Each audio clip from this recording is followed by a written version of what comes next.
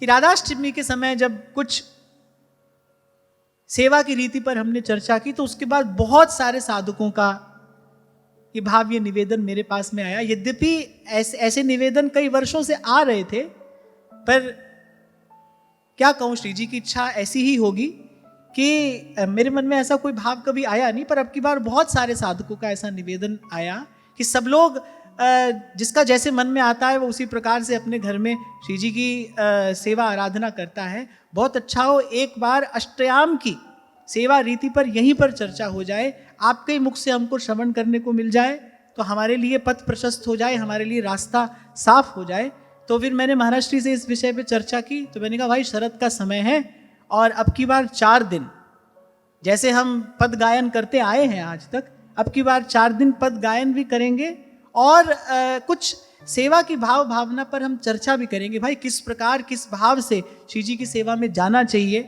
किस प्रकार ऋतु के अनुकूल, भाव के अनुकूल सेवा सामग्री, सेवा व्यवस्था जो सब है, जो आचार्यों ने हमको सिखाया है, कैसे युगल को निवेदन करना चाहिए, कैसी हमारी सेवा भावना हो, कैसी हमारी सेवा रीति हो, जिससे प्रिया प्रीतम को सुख हो।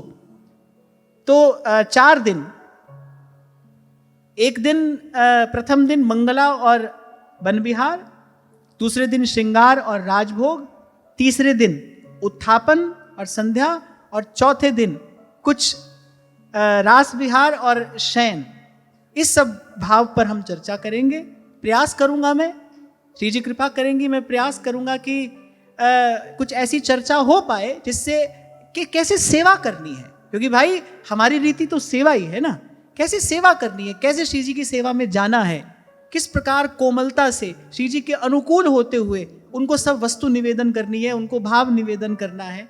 कैसे उनको पढ़ाना है, कैसे उनको जगाना है, कैसे उनको खिलाना है, कैसे उनको रिझाना है। इस प्रकार कुछ गुरुजन कृपा करेंगे, श्री जी कृपा करेंगी, आप हम यहाँ चर्चा करेंगे। और मैं ये कहना चाहूँगा कि जो भी दीक्षित साधक हैं